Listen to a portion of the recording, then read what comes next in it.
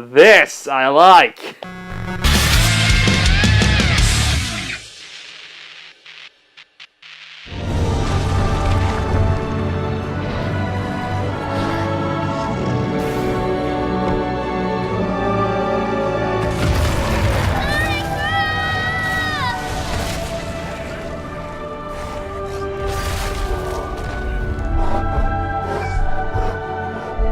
After almost 10 years in development hell, Team Ico's third title, The Last Guardian, is finally here for all of us to enjoy.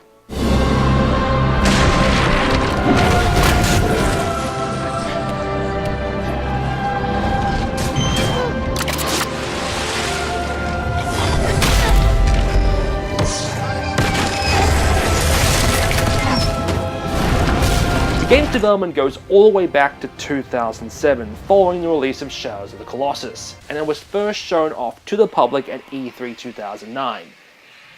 And then for years, nothing.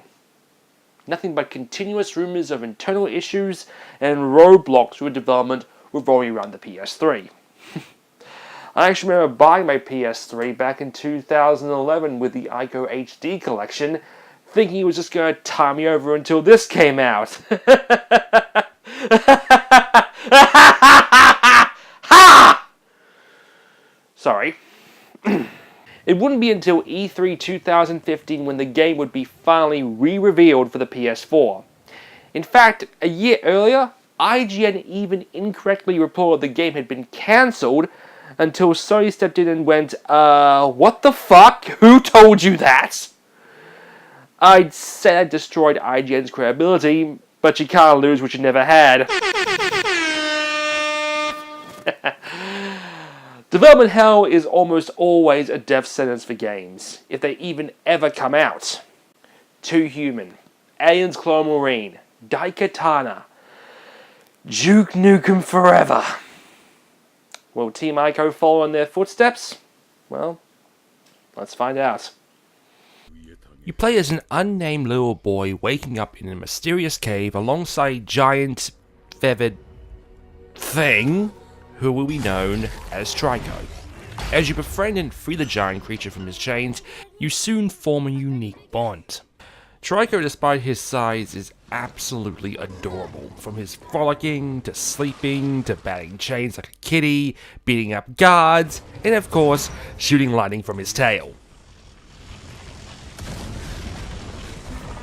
Wait, what? Yeah, that actually took me by surprise. Early on, you get a sort of mirror shield that allows Trico to send a giant bolt of lightning, helping you along your way. Outside of that, you're basically playing the same game you were playing 15 years ago. It's Ico too. But that's no way a bad thing, with simplistic controls and absolutely gorgeous level design. It makes you wonder how the PS3 would have been able to support such a world with such limited memory. Trico's wings are broken, poor thing, so you have to help him by leading him through the buildings, usually by having him jump to higher places, or by removing physical or psychological barriers in your way. That being said, you don't spend nearly a decade in development hell without a few scrapes. Firstly, controlling the boy isn't always the best, especially with climbing. Throughout the game, you climb on Trico to reach higher places, or even just to give him a nice pep behind the ears. But just managing to climb him can prove a chore, not to mention trying to jump off him can prove difficult as well. Plus, do we really need to have this button mashing screen every time we die?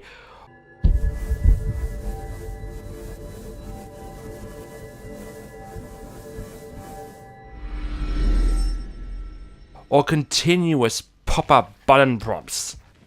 I mean, if you're going to instruct any controllers, you could have at least given better instructions to the Trico commands later in the game. Then there are the mystic guards who just run after you and try to capture you in a very similar way to Yorda. The only way to escape them is to, again, mash the buttons heavily. You are supposed to be able to beat them yourself by jumping on them and yanking their heads off, but usually you just end up getting Trico to lay the smackdown for you. Later on in the game, you have the ability to command Trico with more than just calling, telling him to jump, climb, attack, etc. The only problem is there are times he will just not respond. He'll look at you and then just go back to what the hell he's doing. It's almost like owning a real pet. Just use the cat flap, Ernie. That's what it's there for. Stop staring at me. No, stop. Just... stupid cat. There are definitely some frustrating parts of this game, but it has so much enjoyment wrapped up in it that you can forgive it. The moments of friendship between Trico and you just warm my jaded, cynical heart so much. Speaking of cynical, I've been very much that when it comes to the PS4. But I will admit that The Last Guardian is truly a title worthy of justifying a PS4 purchase. Just not a PS4 Pro. I don't care if it makes it supposedly better. I'm not dropping that kind of cash for something like that. And furthermore, Sony, I'm really disappointed in you in just announcing sequel after sequel lately. Last of Us 2, another Uncharted, fucking Knack gets a sequel. Knack! I mean, what the Sorry. I shouldn't be like this. I mean, it's crazy. I mean, in just 1 week, we saw the release of 2 games that have been in development for almost a decade. And more so after all the years of waiting, folks, I'm very glad to say that The Last Guardian has been very well worth the wait. While there are some issues, the design is absolutely superb and the emotion behind it. you just end up with that patented Team Ico lump in your throat. Seeing Trico and you and all that and the end. I'm sorry. I'm not crying. I'm not. Sorry. And speaking of Team Ico, I honestly don't know if we'll ever see another title from these guys, considering Fumito Ueda quit the company back in 2011, only working on this game as a freelancer.